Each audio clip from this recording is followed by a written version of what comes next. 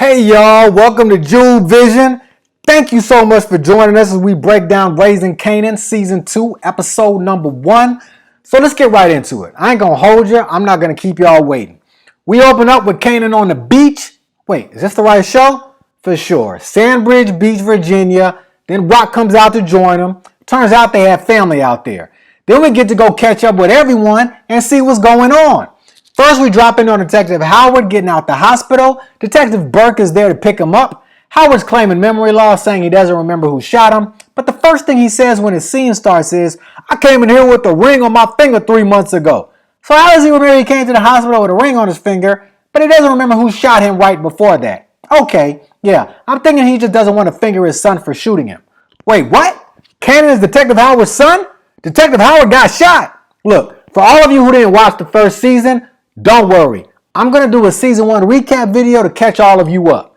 Now back to it. We also learned that when the NYPD found out in the hospital that Howard had leukemia and needed a bone marrow transplant, someone in another precinct apparently was a match for Howard and stepped up. So not only has Howard healed from the gunshot, but he doesn't even have cancer anymore. He's got to be feeling pretty good. Other than the fact that his son shot him, of course. Before moving on to catch up with everyone right away, we go back to the beach house for a hot sec. You see Kanan interacting with two little boys, Pat and Eric. I'm not sure what is the actual relationship that they have to Kanan, but they're like his little cousins. And Rock has known the woman of the house, Aunt Deborah or Aunt Deb, since they were kids, because we hear Rock and Aunt Deb talking about a young boy who they used to like when they were kids. And Aunt Deb knows Marvin and Jukebox really well. I guess it could just be Rock's sister, but that just seems kind of weird that there's just one sibling who's not out there in the streets with them. Aunt Deb also keeps saying, your mom, when she's talking to Rock, so it definitely doesn't seem like they have the same mom, at least. I'm sure we'll learn more about this character later. Anyway, we also hear Kanan sounding like he's not exactly eager to get back to the streets when he's talking to Pat and Eric. He actually says to the two boys that if it was up to him, he'd stay there with them. Next, we see Jess and Lulu, and they are arguing on the block. Sounds like it's a recurring conversation. Looks like Famous's song didn't take off like they hoped it would. She says he didn't market it right. He says heads just weren't feeling it like that. She's trying to get some beats for Famous to write to, but Lulu says he doesn't need beats to write. He just needs to be an artist and put in work and stop smoking weed all day. Then Lulu takes off. It definitely sounds like they've been fighting a lot over the past 3 months.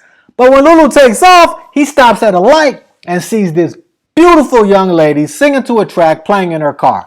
He thinks her singing is great, and he also recognizes the beat as one of his beats, but when he tries to call to her, she is like completely into her music and doesn't hear him at all. When she takes off though, he follows her, catches up to her, and cuts her off. And she's like super pissed. When he gets out, she goes for the mace first, all the while going off on him for pulling in front of her. Lulu tries to calm her down and explain that he has a record label and he just wants to find out who was singing on the track playing in her car. She's still uber annoyed but tells him it was her singing. So Lulu tells her he wants to sign her and to give him a call. But as he drives away, she still has all the attitude and we really don't know if she's even going to call him or not. But then again, she is an aspiring artist and he has a record label, so probably. We then cut to Juke, catch up with Jukebox a little bit. Juke's at Nicole's grave and she's crying as she puts the tape on Nicole's grave titled, It Hurts So Much. You know she's still grieving the loss of Nicole. Now on the drive back to Queens, Rock lets Kanan know that the cop he shot, Detective Howard, is still alive. Obviously, Kanan gets really scared about that. Rock calms him down though by letting him know that Howard can't remember anything, so Kanan's not in any danger. Kanan's still shook, but Rock lets him know everything is okay. Next, we see Marvin's lawyer coming out of court, and Marvin on the steps eating a hot dog. His lawyer tells him that Tony, the white woman who tried to get a drug case on him in order to get a drug case off of her in the first season, yeah, that Tony has skipped town. And now without her, they have no case against him. Only, he did get caught with some marijuana, so he is going to have to do some kind of community service or something. He opts for an anger management class after his lawyer says he could probably work it, so Marvin just has to walk in, sign in, and then leave. That sounds cool to Marvin. Back to Howard and Burke, they get back to Howard's place where mail is piled up inside the front door for 3 months. Burke notices a file on Kanan Stark sitting on Howard's table, like it was something Howard was looking at the day he got shot. Howard starts talking about how he has a second chance at life and wants to be the best version of himself. Burke tells him that Unique's whereabouts were accounted for the night Howard was shot, so Neek wasn't the one who did it, even though all the evidence had pointed to him. Howard says again that he doesn't remember anything, so he has no idea who shot him. But Burke seems to think he's being too nonchalant about finding out who shot him, because it looks like figuring that out is pretty much all she's thinking about. Then we get back to the block. We see Worrell still out in the corner with some other guys, but then we hear Rock say that the corners is dead. What that mean? She got the whole Southside Jamaica drug game on lock now since Nick has been gone, and she didn't change the game to where the projects is where it's going down now. For real, it's looking like New Jack City up in Baisley Projects. She got lookouts posted on the roofs. Neighbors all hush when she walks up. And funniest part of this scene, the tenants there all scared to get on the elevator with her. They're just looking down at the floor. It's like some real Nino Brown type things going on. We finally get up to the 8th floor, and Rockton took over the whole floor. She paid off the housing cops and the supers and all the neighbors to keep quiet. She got drops all over the building that connect to the basement. This is like the beginning stages of the Carter for real. After going through the busy hallways and getting a glimpse inside some of the other apartments turned mini crack houses, Kenley finally gets into their apartment. There he sees Marvin and Scrappy, and he reunites with the gang. Everyone's happy to see him back. Then finally, we get to one of the only main characters from season 1 that we haven't caught up with in this season yet. Time to see what's going on with Unique, Joey Badass. We catch up to Nick in jail. He's got on the county oranges. But from what we hear in his conversation with the CO and from what Detective Burke already just sprinkled in earlier, Nick's about to get out. He has an alibi for the time and day that Detective Howard was shot. Like he says to the CO, we're all guilty of something, but he didn't do this and looks like he can prove it. We make a quick cut back to Jukebox in her spot, going through pics and old memories. She pauses on what looks like a photo of her mom and her when she was just a baby. Then we're back to the Carter. Not really the Carter, but Baisley Projects, where Rock and fam are counting up money for the day and having a business meeting on the state of things. They say they're pushing on 75 racks for the day. You know they're talking code, but 50 who narrates as the older Kanan breaks down the code for us who don't know. We see how Rock tries to keep everyone happy and keep everything quiet in their place of business. Scrappy lets her know that neighbors have been complaining about noise and the stairway smelling like piss, and Rock's Andrew to mop the stairs twice a day, spray air fresheners, and continue spreading out money to the tenants, helping them with groceries, helping the older ones with their medications, and so on. She seems like she wants to be seen as a friend to the community so that people will be more inclined to look over everything else. She wants to use a carrot instead of the stick. Lulu comes in late, and Rock lets us know that apparently he's been coming late to all the meetings, all the time. Rock and Lulu seem to still not be on the best terms. They didn't end the last season on the best terms after Lulu found out that Rock had Kanan shoot Detective Howard again. I'll get into that a little later in the season 1 recap video. Let me know in the comments if y'all want to see that recap video. Rock also lets them know that she doesn't like Worrell and the other head slinging on the corner right across the street. She says that's too close for comfort and it could bring the cops sniffing around. One of the reasons why their business is working so well is because it is off the street and out of sight. The cops don't know about it. That's why she says the corners are dead. This is the new way. The trap. Scrap wants to go ahead and knock Worrell off. They have a history from season 1, but Rock says she has other plans for him and wants them to bring Worrell by so she can talk to him. We learn a little more about Scrappy in this convo too. Apparently Scrap's thing is gambling, dice, cards, bets, you name it. His dad was a bookie and his mom's been running a card game every Wednesday night for a minute. Rock lets him know he needs to cut all that out and keep a low profile like everyone else. And we can tell by Scrap's face that he does not love this idea. After the meeting, Lou finally gets to show some love to Kanan too. Then Kanan catches up with Jukebox, who true to her name is in her room singing and working on some music. We can tell by their interaction that they really missed each other. Kanan also expresses to her his fears about life in the streets, talking about how much he liked the time away on the beach and how he's not sure the street life is for him. Next, we cut back to Detective Howard. He's tidying up his house when he notices Kanan's file on his table and sits down to look at it. Is he thinking about that night when Kanan shot him? That's what it looks like. And then we're back at Rock's house with the whole family there. Rock's cooking dinner, and Lou, Marvin, and Kanan are sitting down watching TV and cracking on each other. It looks like Juke has been staying with Rock after getting into a serious fight with her father Marvin in the last episode of season 1. She finally comes downstairs, and we see Marvin awkwardly trying to talk and make up with her. They haven't seen each other in about 3 weeks. Before they were able to say too much though, Rock calls them to dinner, but not before Juke makes it very clear that she still does not want to talk to him.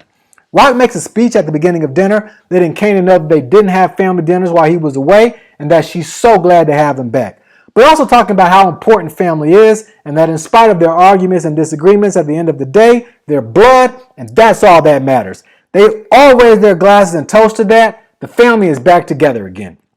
Then we finally see Famous. We've heard about him, but this is our first time seeing him this season. We drop in on him smoking weed outside the house, arguing with his sister Jess, because he doesn't feel like she's doing enough to help him as his manager.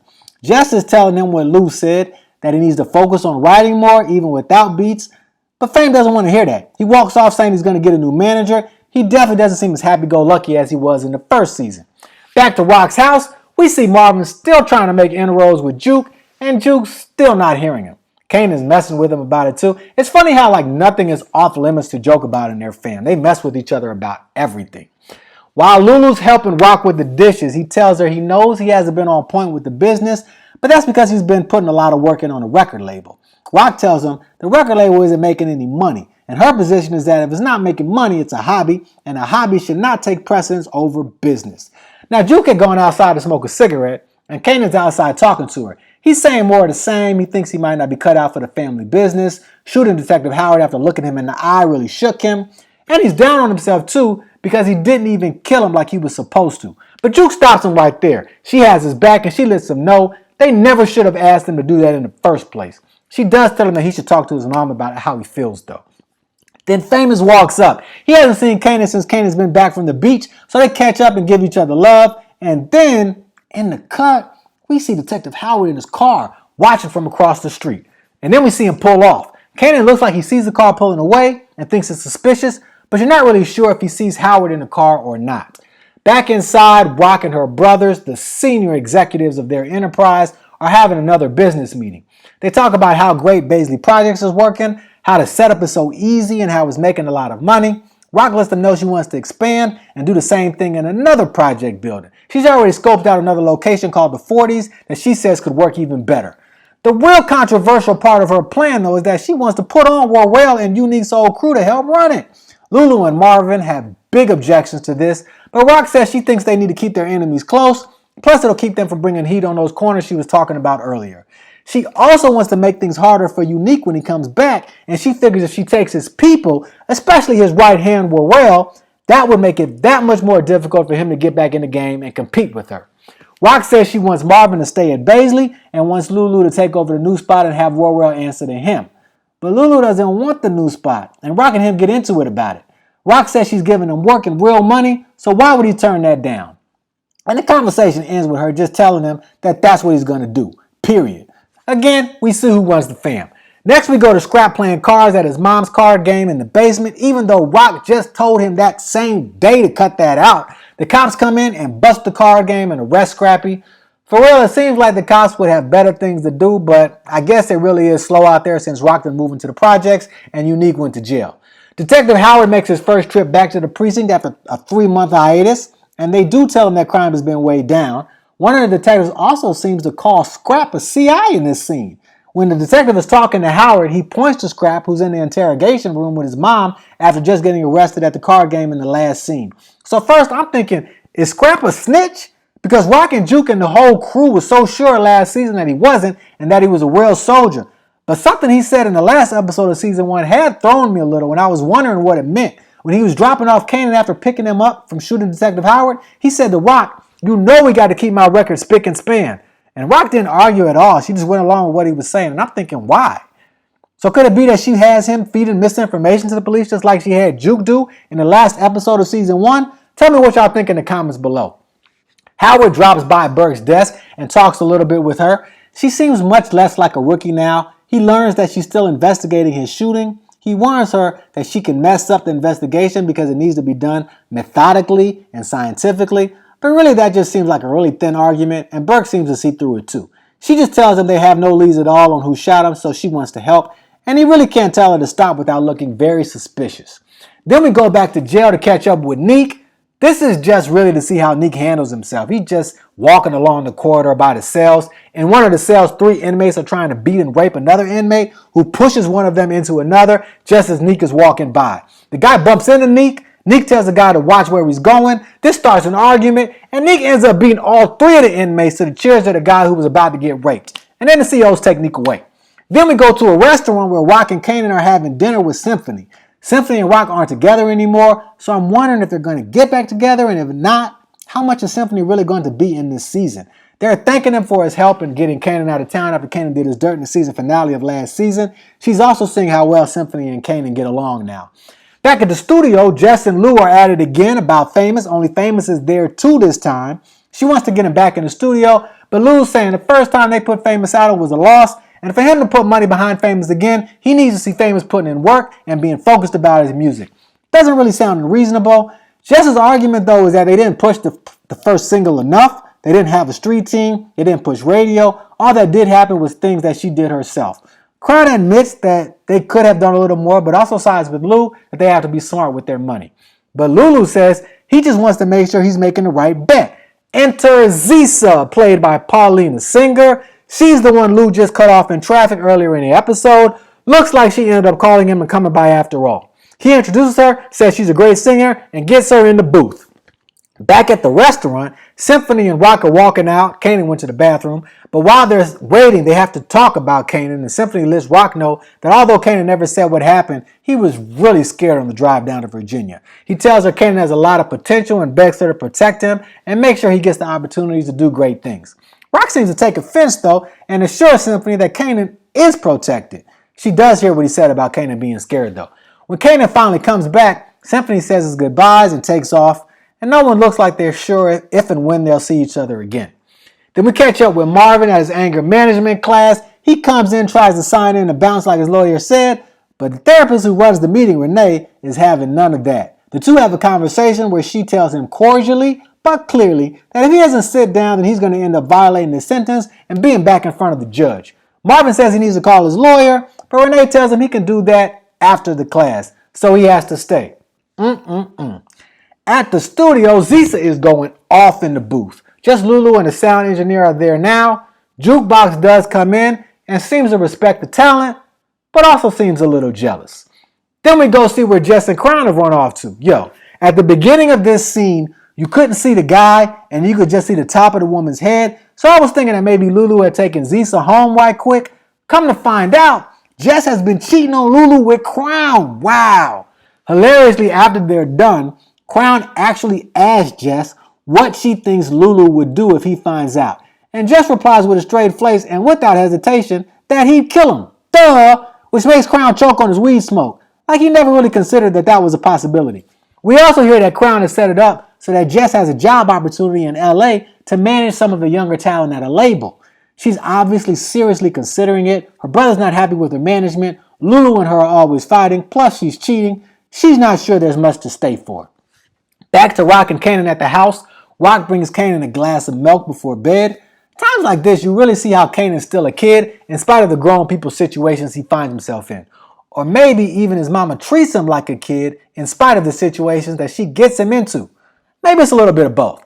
They sit down and have a heart-to-heart. Rock is wondering where he is and what's going on in his head. Kanan lets her know that he's thinking that he might not be cut out for this gangster life, even though he kept telling her he was ready and down for whatever. He's letting her know now that he's scared and that maybe he was wrong. Rock lets him know that she's sorry for putting him in harm's way. She admits that she shouldn't have asked him to take out Detective Howard, but also lets him know that everything she's done for him, and that if he's not happy, then it's all for nothing.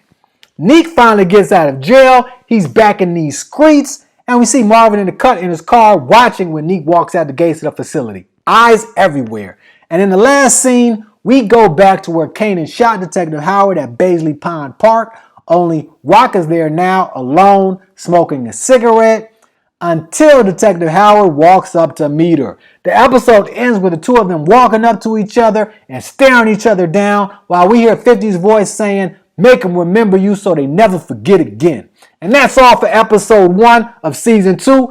Can't wait to see what happens in this conversation between Rock and Detective Howard. What is Howard going to say? What y'all think? So many things to look forward to in episode 2. I hope you liked the commentary. Thank you so much for watching. Don't forget to like and subscribe and tell me what you thought in the comments below. And that's it for today. We out.